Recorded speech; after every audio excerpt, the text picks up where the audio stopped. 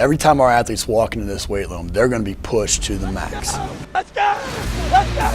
The barbell hasn't changed in over 100 years. I can take a 25-pound plate and we'll go out on the turf and I'll have you hating life. We talk about straining your gut, pushing past that comfort level. I want a lot of energy. What better breeding ground is there for being a success in life than the weight room?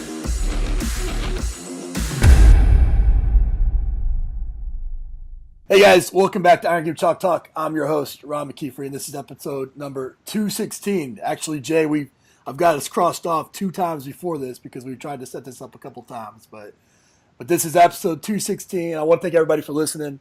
I appreciate that. Appreciate those of you that share, like, comment, and just help spread the word as it's just the whole mission is to help as many coaches as we possibly can. Also want to thank our sponsors, and specifically Woodway for this episode, as I only partner with sponsors that I believe in and trust, and Woodway is by far one of the leaders out there in that area. This week I'm joined by a friend of mine, Jay Dawes. He's actually an assistant professor at University of Colorado Springs, one of my favorite places on earth, and then also the vice president of the NSCA, and just a guy that's been doing it on the research side and education side, been doing it in the trenches by owning his own facilities, He's still a strength coach working with soccer and volleyball programs there, but has done it his whole career.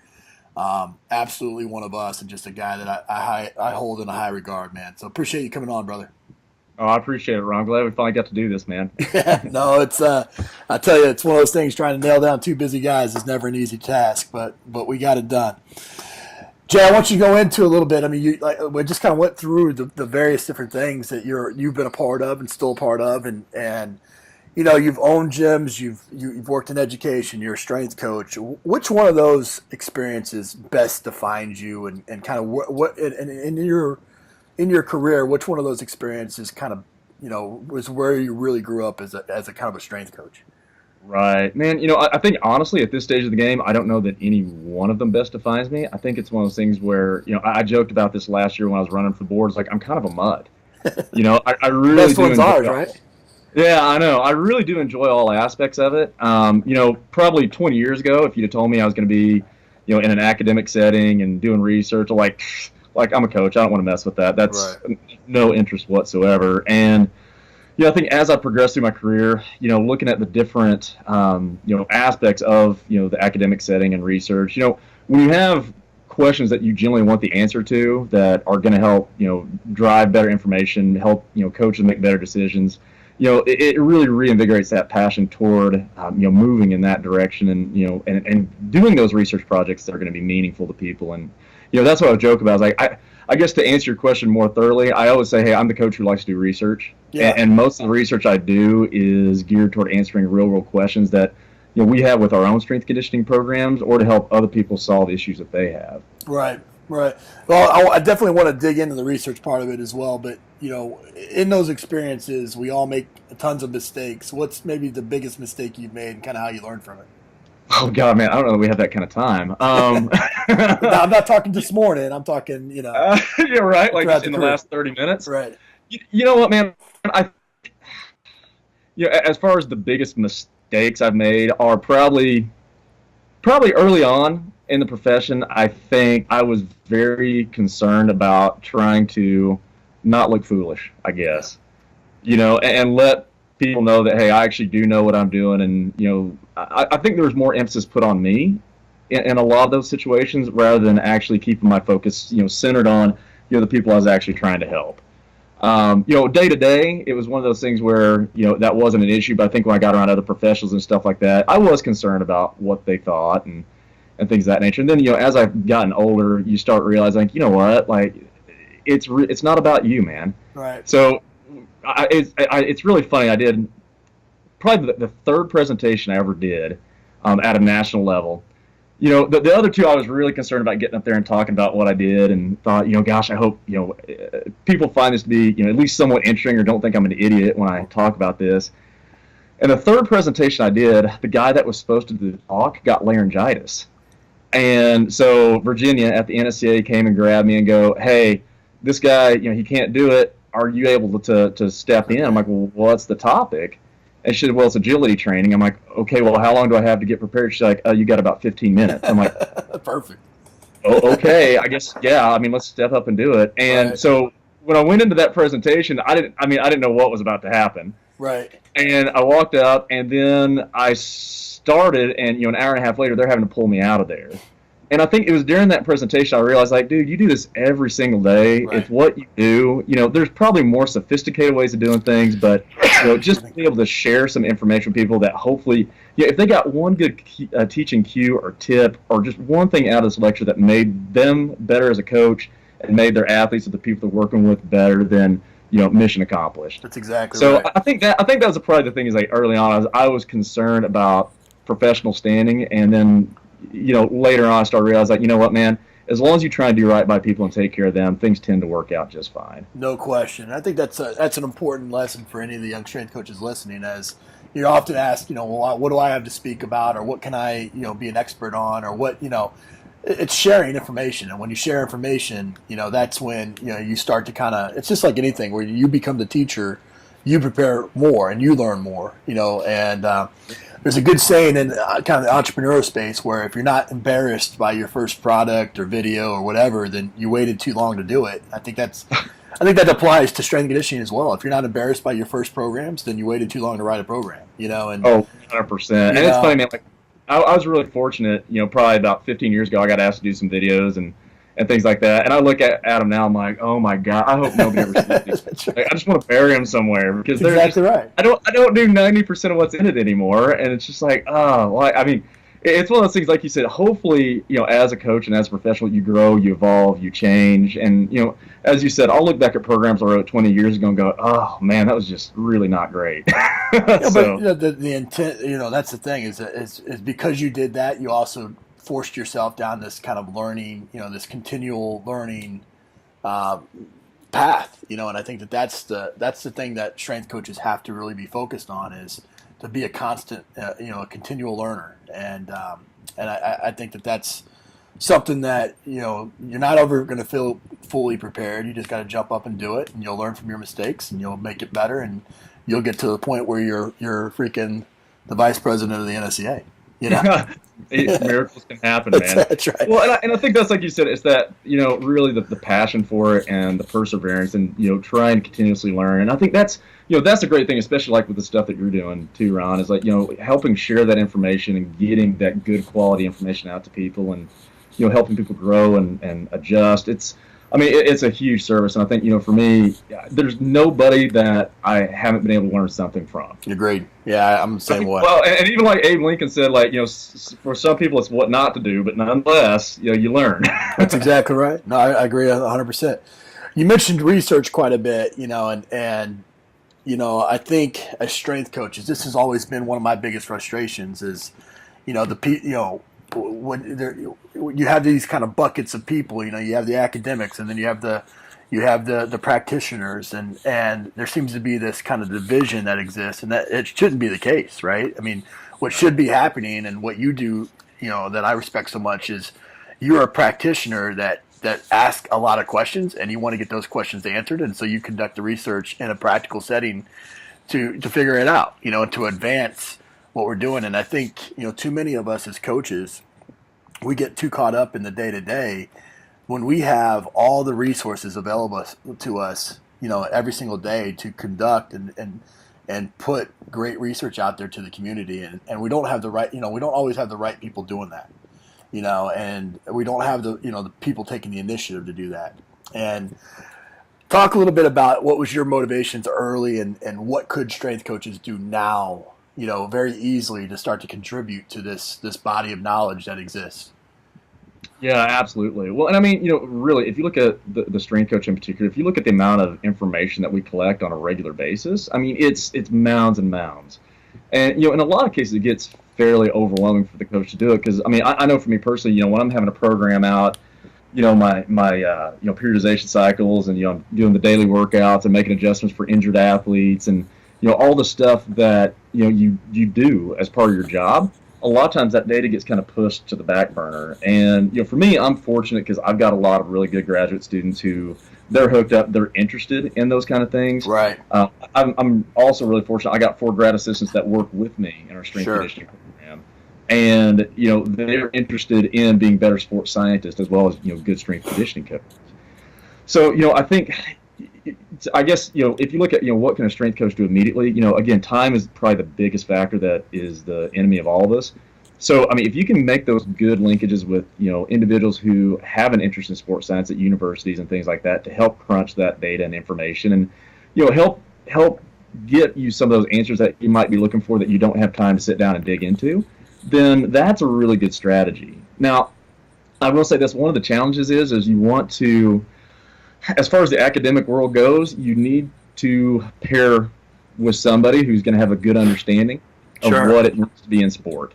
Because at the end of the day, one of the challenges I've seen in the past that people have wanted to do research, and they say, well, like for instance, we're going to do a monitoring study.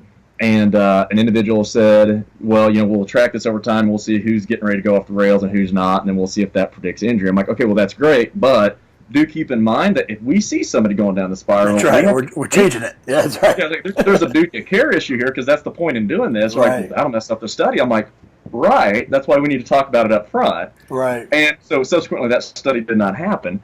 But I think that's the big thing is at the end of the day for coaches, it's about winning and keeping your athletes healthy. So how do I do that, and how can I pair up with individuals who are going to listen to what that paradigm is and understand it? So as an academic, there's certain challenges with developing a research study that's going to be rigorous and meet a certain academic level. Sure. But at the same time, sometimes you've got to work with what you've got, and you got to work with the situation. So, I mean, I think honestly, just like coaching, you got to be adaptable. Right. So we may not have every data point that we want to have, but with the information that we have right now, what decisions can we make that's going to have an immediate impact? Right. So it's really based on wars are waged and business are bought on the best available information at the time. So based on what we got, what can we do to make that impact? Right. So I would encourage that, and I will say this: I do a lot of work with in the tactical world, and a lot of my research is gearing more toward law enforcement and military right now, and even firefighting. And I flat out tell those guys when I walk in the door, like, hey, just because you're standing in the garage doesn't make you a car. Right. Like, I don't know your job, so you have to educate me about what's important and what's not. Because I'll say this: there's been several variables in those different studies that we've looked at. And once I talk to the people who are the instructors and things like that, we're like, well, hang on, that doesn't make sense because that's not something important to us. Right. So it kind of helps redirect me to say, okay, well, let's get this focus back in on the things that are most important.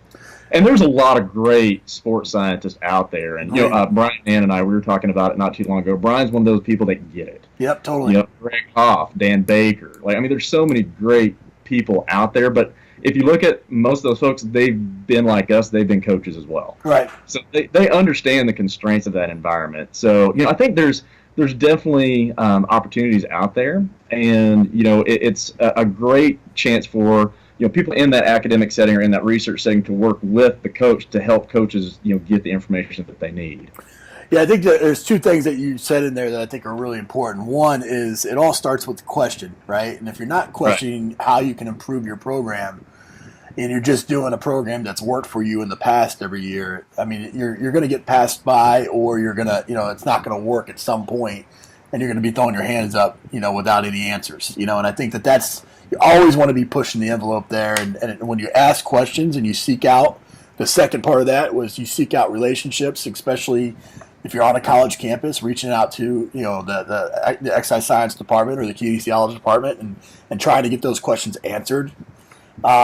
That's where it's going to form some relationships and some natural kind of studies that would occur that are like, let's do this. I got athletes. I want the answer. And but you're right. You're absolutely right in that it's got to make sense on both. And athlete welfare is the utmost importance. So I'm glad you said that. Well, I think, the other thing, too, is, for anybody who's listening, honestly, if you don't have that relationship, give me a shout. I can try and help broker it out for you. Yeah. Because that's one of those things, there's a lot of good people out there. And, I think, with my previous experience getting to work with the NSCA, as you know, there's like 35,000 experts out there. Right. So there's a lot of folks that, could potentially help. They just don't know that there's a need for it. So. Right.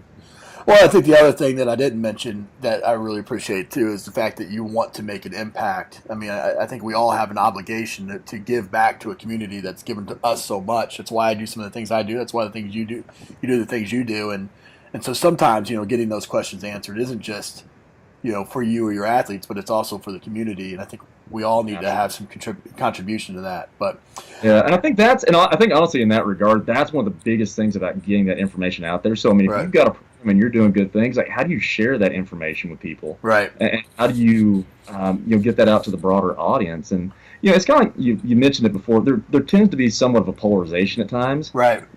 I mean, shouldn't be, you got the coach that says, "Hey, I don't need to look at the research. I know this works." And you got the research that goes, "Well, that's not scientifically rigorous enough." And you got to meet in the middle on that stuff. Totally. So, totally. Well, I mean, we're all at least most strength coaches have an exercise science or a science background, and we're scientists, first and foremost, and we have to root what we do in science. But I agree 100%.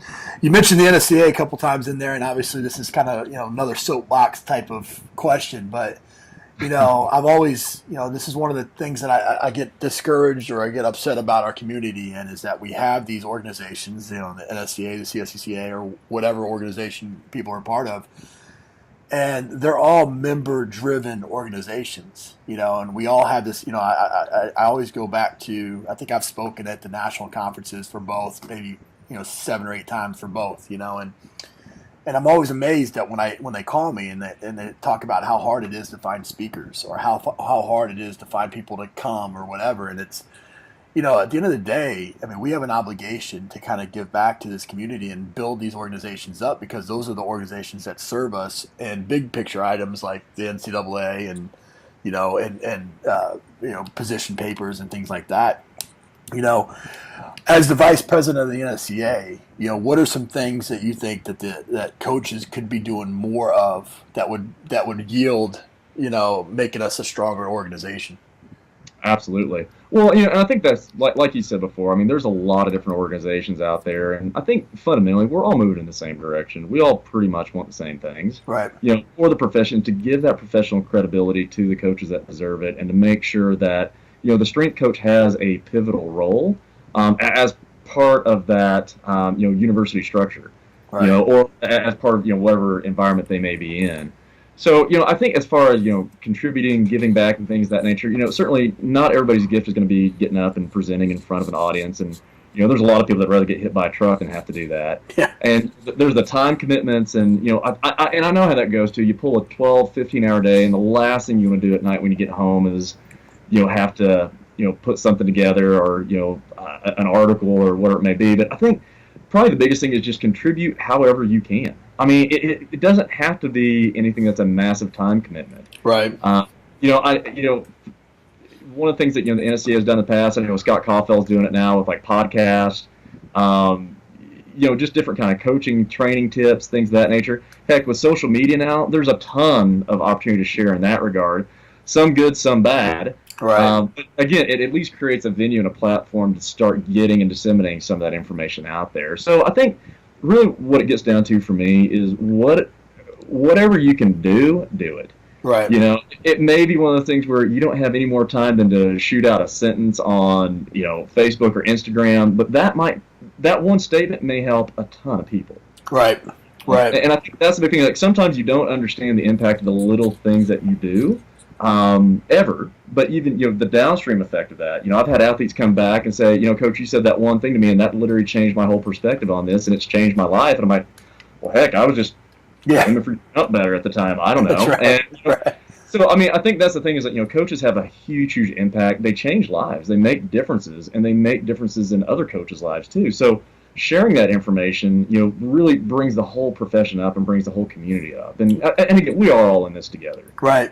I think that's the one thing, a lot of times people are reluctant to share what their specific program is, or, they're afraid that they've got, the absolute secret sauce. And I mean, I'll tell you right now, like any program I got, I'll give you. I don't care. Right. I mean, the thing about it is that you are as much your program as what's written on that piece of paper. Right. Agreed. And it's not the exercise that's on there, but how you coach that, how you teach that, what you do in that context and that framework that make all the difference. And a lot of times to me, it's sharing those little pieces of information is what makes, a profound impact on your program. Right.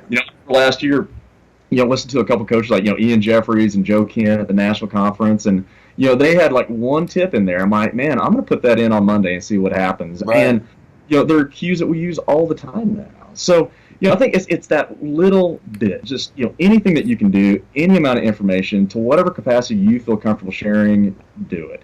Right. I think that's 100% right. I think, with me, that was, I hated writing articles because I'm a, perfectionist, right? I want to make sure every word is going to be perfect. Oh, yeah. And that's, I really struggled with that. So when kind of podcasting kind of came to me, that was something I was like, hey, I like talking to coaches. Why not record it and share it? And right. It's grown into this massive 5-year project that I've been working on. But I think the number one thing you said in there was to look around and find, what's unique about what you're doing, or what's, a question that you constantly get asked, or what are you constantly sharing with people, and then just, in your little mini circle, and then expand that circle through social media, through podcasting, through speaking, through writing, whatever it may be.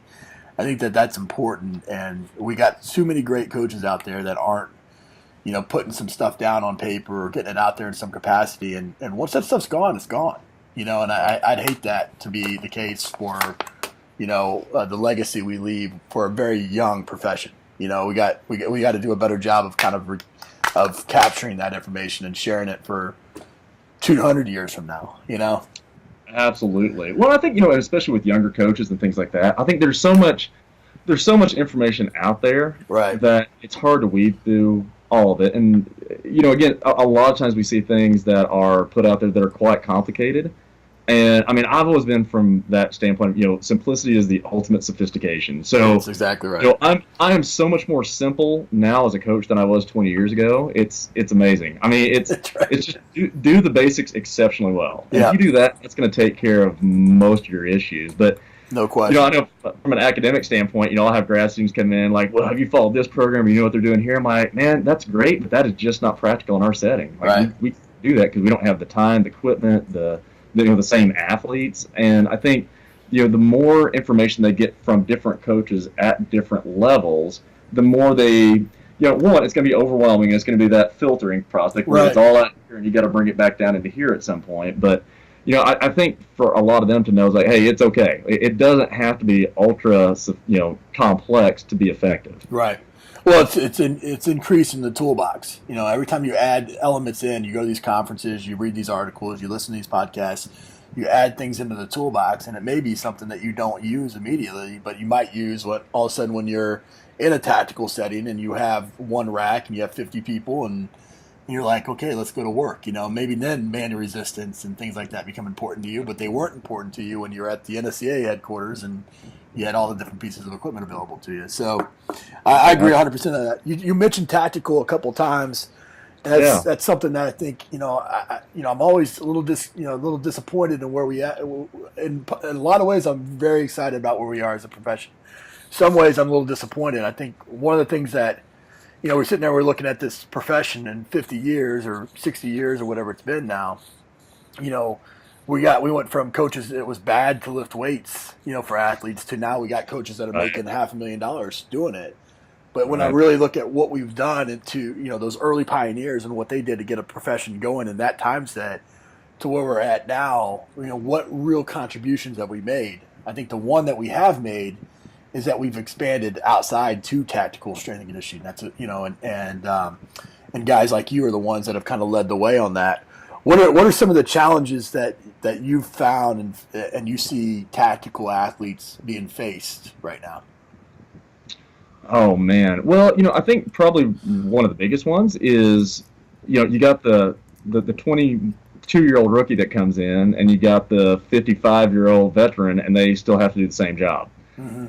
So if an essential job task comes up, if they have to go and respond to a situation, they still have to operate at a high level in order to make sure they can maintain their own personal safety and then public safety. Right. So, a lot of, what we see is, over the time frame, from a injury standpoint, from a resiliency standpoint, it's how do we make you good from hire to retire, right? So from the time that you enter in here, how do we help sustain your occupational performance throughout the duration of your career? And, I've joked about it a lot, but man, I turned 40 last year, and I say, hey, man, I can do everything I did when I was 18 years old. It just hurts a lot more. It takes, 5 times longer to recover from it. Right. That's exactly right. A lot of these guys are in that same space. They can still do some really great stuff once, but it's harder now. So as far as their strength conditioning programs, there's some challenges because some of the guys, they still want to do what they were doing early on, and with grinder workouts and things like that. There's times and places for that because people have an enthusiasm for that, and and I'll be honest, I like to go do a really hard workout one time occasion where when I'm done, I'm smoked and I'm tired. Right. The big thing is it can't impact the big picture. That's exactly right. So I think particularly when we work with like SWAT teams and stuff like that, you can't smoke them. Right. Because there's been literally times in the middle of a workout we go, hey, we got to roll. Yep. So, if we're doing like heavy eccentric loading on squats that day, and all of a sudden I ask them to step out of the back of a van and their leg gives out, or there's one guy who's out of the stack, and now when they go into a house, it's it leaves a gap in the team. Right. So there's challenges in that regard. I think another big challenge they have is looking at how fit is fit enough to do the job, and that's where a lot of my research now is being centered, is trying to figure out from an occupational standpoint, how fit do you need to be to at least be proficient at the bare minimum standards? Right. So it doesn't mean you're going to be exceptional at them, but are you at least okay, and can you get this done without causing harm to yourself or somebody else? I'll tell you, man, one of the big challenges with the research stuff on that is it's not, like athletics, like, okay, here's my top 10%, let's go get them.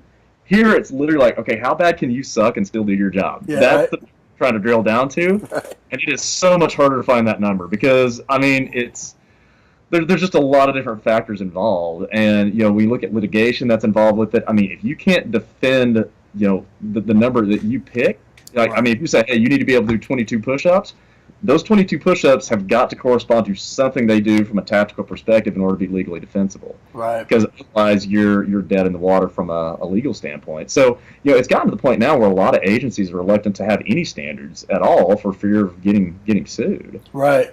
Yeah, it's sad. It's sad. Yeah, it's tough. And the challenge is on both sides of it, it's a fair argument. We had a situation when I was in Corpus Christi. There was, several female cadets that sued the city because they couldn't do 22 push-ups.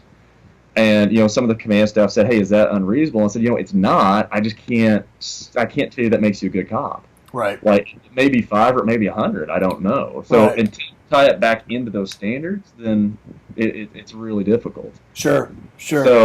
So I think those are some of the big challenges right now is trying to find out, again, from a minimum proficiency standpoint, how fit should you be in order to maintain your own safety and the safety of others. Right. I talk often about, opportunities that exist, where directions that we need to go with strength conditioning, one of which I think we need to be putting a strength coach in every high school.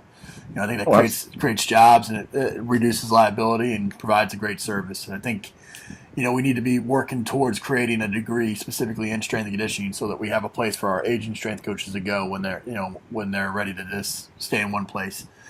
Right. Tactical strength and conditioning, I think, is in that same boat where, it's becoming more accepted, but at the same time, there's not a strength coach in every firehouse or every police, force or whatnot.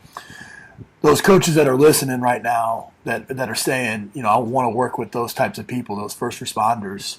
What would be your recommendations on them approaching their local firehouse, police, station or whatever, to pitch their services? Well, I may or may not be the best person to talk about this because the opportunities that I've had, I've gone and just offered my services. Right. So that is the one benefit of being in the academic world is, part of our job is doing service. Right. So for me, part of my service is I go coach, and I can go out to these people in outreach. So, a lot of cases I've just gone to say, hey, I'm here, I'm available, how can I help you? Sure. And it's funny, in every one of those situations, eventually somebody has said, well, hey, we can pay you for this. That's right. And I told them, man, that's not the intent, but I'm not necessarily going to say no either. Exactly. But yeah, but it is one of those things where a lot of it is they got to know you, they got to like you, they got to trust you before you're going to get that opportunity. Because I think one of the challenges is, a lot of people want to get into that space, and these people they're good at sniffing out people who have not great intentions. Agreed. So it's one of those things where there's a little bit of cautious optimism that goes when people approach them, where they want to believe that they're there to help them, but again, a lot of people take advantage of that. So like SWAT tends to be probably one of the worst. Everybody wants to work the SWAT team because it's sexy. Right. Sure. And they certainly need it because they have to do things that are at a very high level. But unfortunately, a lot of people do that because they want the glory of saying I work with SWAT, versus again focusing on what those individuals actually need. Right. And that's probably the minority. But the bad thing is like those few people make it a challenge for everybody else. So I think for the coach who wants to get involved in that area, the thing I'd recommend is just go down to your local firehouse or police station and go, hey, here's what I do. How can I help? Is there anything that I can do that's going to be of value? And again, it may not be going in there and coaching on a daily basis or anything like that. It may be doing a one-off workshop. Yep. It may be going in and saying, hey, here's how you get more proficient at doing a deadlift or a squat, or because a lot of times in those scenarios they have fitness instructors that are there that are usually either firefighters or police officers, but that's their primary occupation. So, in a lot of cases, it's like, hey, you're the fittest guy in the academy, and we need somebody to help take care of the PT. So they're really good people with great intentions that they not just have that background to know everything that they could. Sure. I've been really fortunate. Like the groups that I've worked with, they were people who.